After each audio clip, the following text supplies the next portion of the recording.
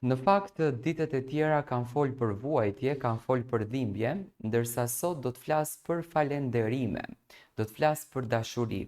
Dhe pikërisht historinë ma ka shkruar Festimia, një shqiptare nga Britania, me sa arrita ta kuptoj, ka shkruar falenderim për bashkëshortin e saj.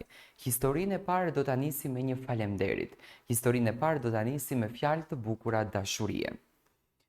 Unë jam Festimia dhe sot dua të ndaj me ju një dedikim nga zemra për bashkëshortin tim, të dashur Xhevatin.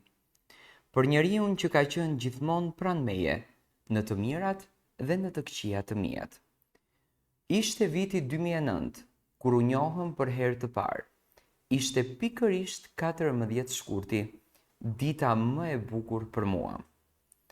U fejuam dhe që nga ajo ditë ndjehesha më me fat që jeta më kishte sjell një njeri kaq të mirë. Më 15 korrik të vitit 2010 u martuam. Dita më e lumtur e jetës time. Kaluan ditë të bukura, të mbushura me dashuri edhe me gëzim. Ku më 24 gusht të vitit 2011 erdhi në jetë vajza jonë e parë, princesha jonë Xhefelina. Ajo që rihte në trupin tim dhe më bëri për herë të parë nën. Nuk kishte lumturi më të madhe për ne. Pas 2 vitesh, pas asaj lumturie, mbeta përsëri shtatzën. Por kjo shtatzani nuk ishte e lehtë. U sëmura rënd. Mjekët në Shqipëri nuk mundën të më ndihmonin, më thoshin të ndërprisja shtatzanin ose të humbja jetën, por unë nuk pranova. Me gjithë rrezikun vendosa të vazhdoj, sepse kisha edhe Xhefelinën që më jepte këtë forcën. Kaluan muaj të vështirë e gjendja ime u përkeqësua. Doktorët nuk më jepnin shpresë për të mbijetuar gjatë lindjes. Xhevati ishte në Greqi duke punuar. Nuk i tregova se isha në gjendje kritike, nuk doja ta shqetësoja. Erdhi dita e lindjes dhe u futa në sallën e operacionit, me lot në sy e me mendjen tek vajzat dhe tek bashkëshorti im, duke menduar se ndoshta ishte fundi. Por Zoti bëri mrekulli. Unë shpëtova dhe në jetë erdhi Angelina, vajza jonë e dytë, me 9 prill të vitit 2013. Kur i thash Xhevatit në telefon, ai ra në gjunjë dhe falenderoi Zotin me lot në sy. Syt i shkëlqenin nga gëzimi i madh. Por gjendja ime nuk u përmisua. Shëndeti ra akoma më keq. Nuk munda të kujdesesha për beben, nuk kisha forcë. Ishte tmerr. Vinte një moment kur Xhefelina më thoshte: "Mami, mos më lër vetëm. Mos e lër motrën." Vetëm kjo gjë më mbante në jetë. Familja ime dhe bashkëshortit bën të pamundurën për të më ndihmuar, por gjendja ime u përkeqësua. Kur më plasi hemoragjia dhe fillova të nxirja gjak nga goja. Vjera dhe vllau im më çuan me urgjencë në spital dhe lajmëruan Xhevatin. Ai la gjithçka në Greqi dhe erdhi. Më dërgoi në një spital të mirë, pagoi shumë para vetëm që unë të shpëtoja. Fal Zotit dhe fal ti, unë jetova. Familja ime dhe të bashkëshortit bën të pamundurën për të më ndihmuar, por gjendja ime u përkeqësua kur më plasi hemoragjia dhe fillova të nxirja gjakun nga goja. Kur u ktheva në Shqipëri dhe takova vajzat e mia, nuk kishte gëzim më të madh për mua. Pas disa vitesh, Xhevati emigroi në Angli për të punuar. Për 5 vite isha vetëm me 2 vajzat. Ishte shumë e vështirë, por ja dola. Më në fund, u ribashkuam dhe në vitin 2019 vendosëm të shkonim të gjithë bashkë në Angli. Atje ku filluam një jetë të re. Si në fillim, ishim të lumtur. Pas 12 vitesh martesë, mbeta sërish shtatzën. Gjevati ëndëronte një djalë si çdo burr shqiptar, por Zoti na solli në jetë një tjetër princesh, vogëlushen ton Alesja, dhe unë jam sot shumë e lumtur. Faleminderit zemra ime, këtë dedikim e them për ty, bashkëshorti im Xhevat. Faleminderit që ishe dhe je gjithmonë pranë meje, në çdo moment të jetës time, kur kam qarë dhe kur kam qeshur, ti ishe aty. Nuk ka gëzim më të madh për një grua se sa të ketë për krah një burr që e do, e respekton dhe punon pa u lodhur për familjen. Ti punon ditë dhe natë, pa pushim, vetëm që të na sigurosh një jetë të mirë mua dhe vajzave tona. Të duam shumë dhe të falenderojmë nga zemra. Kjo në fakt ishte letra që zonja Festime ka shkruar për burrin e saj të dashur.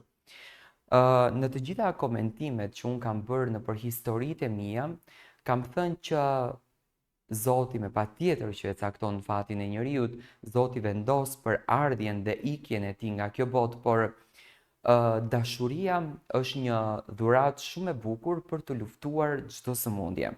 Aty ku ka dashuri, aty ku ka dorë të shtrënguar, aty ku ka forcë, sëmundja me patjetër që është e shërueshme. Dhe sot zonja Festime falenderon bashkëshortin e saj zotri Xhevatin me dashurinë më të madhe. Ajo i thot faleminderit për gjithçka. Një çift që në jetë solli tre goca të mrekullueshme që sot nënën e tyre e kanë pranë. Unë nga zemra ju uroj që të jenë gjithmonë të bashkuar dhe Zoti në këtë univers t'i lërë sa më gjatë, aq gjatë sa që të shohin nipërit e stërnipërit e tyre, të kënaqen, të gëzojnë dhe atë më kryesoren mos e humbin në jetë, dashurinë. Nga historia e Festimes do të kaloj në historinë e dytë. Historia e dytë bëhet fjalë për një amanet. Amaneti është gjë e çmuar. Kur dikush të le një amanet, amanetin duhet ta mbash, duhet ta respektosh, duhet ta ruash si sytë e ballit, sepse vetëm Zoti e ka lënë amanetin në këtë univers. Të gjithë shkruaj një histori për çdo dhimbje që u ka lënduar shpirtin, por unë sot vendosa t'i mbledh të gjitha dhimbjet e mia, t'i kthej në pikaloti dhe t'i shkruaj në një faqe të vetme. Do të shkruaj për një dashuri që e varosa me duart e mia. Luftova për të, për njeriun që e desha më shumë se veten time. Luftova sepse besoja që kjo botë nuk ka fund, se jo të gjithë vdesin të gjallë brenda një trupi, por unë gabova. E desha një djalë për 10 vite. Nuk dua ta them se humba veten në dashuri, por dua të them me plot gojen se humba jetën time në të. Kaluan 8 vite bashkë. Nuk ishim gjithmonë mirë, sepse lidhja jonë përballej shpesh me xhelozinë e tij. Por unë ecja përpara me një fjalë që më thoshte zemra. Kur do diçka me gjithë shpirt, duhet të duroj gjithçka. Edhe unë durova. Heshta, asnjëherë nuk e lëndova. Por pa pritur e pash atë duke më ikur nga duart. Një ditë kur po hekurosja rrobat e tij, bie telefoni. Një mesazh nga një femër. Të pres tek vendi ku e kemi lënë takimin. E fotografova ekranin e telefonit pa i thënë gjë. Ai u vesh dhe doli. S'pata guxim ta pyes, ta përballja. Por një javë më vonë e gjeta forcën dhe i thash se duhet të largohem. Më kapi fort duart, në sytë e tij kishte një lot, por unë nuk pyeta më, u largova. Shkova larg, shumë larg. Ai më kërkonte çdo ditë, më telefononte pa pushim, më lutej.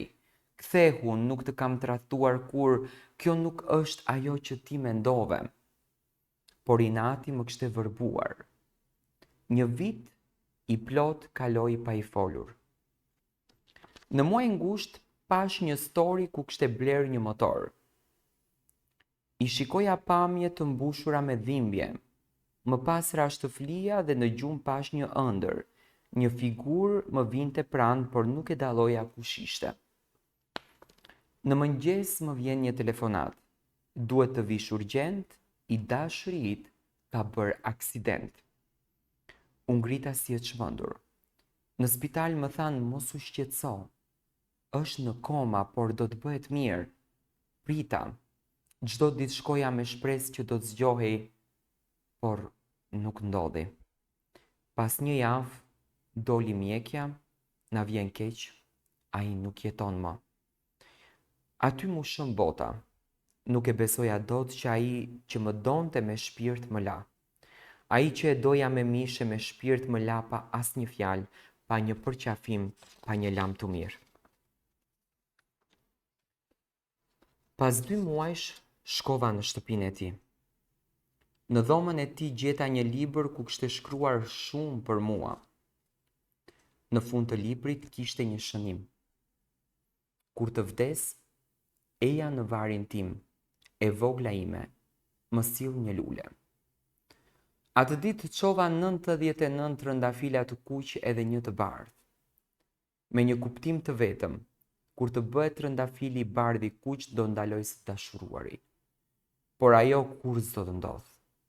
3 muaj më vonë, më telefonoi një vajzë me profilin e tij, më tha: "Erdha sot për t'ju shprehur ngushëllime, kam një dhuratë për ty nga ai." Ishte një varse me fjalët: "Të dua e vogla ime." Aty e kuptova se ai kishte organizuar një dhuratë për mua dhe nëse nuk do t'jetonte më. Ndaj dua t'u them të gjithë femrave: mos e lejoni inatin të verboj dashurinë tuaj. Mos e largoni njeriun që ju do vetëm pse dyshoni. Jo çdo mesazh është tradhti, jo çdo mashkull është i pabes, mos bëni të njëjtin gabim si unë. Ky është amaneti im, o ëngjulli im. Do të dua deri në ditën që dheu do të mbuloj. Inshallah ma bën halal për çdo dhimbje që të kam shkaktuar. Unë ty të kam falur gjithçka. Të dua edhe në botën tjetër dhe vetëm një gjë dëshiroj. Kur të vi atje, më zgjat dorën dhe më prit. Më mungon përgjithmonë e jotja, e vogla, e jote.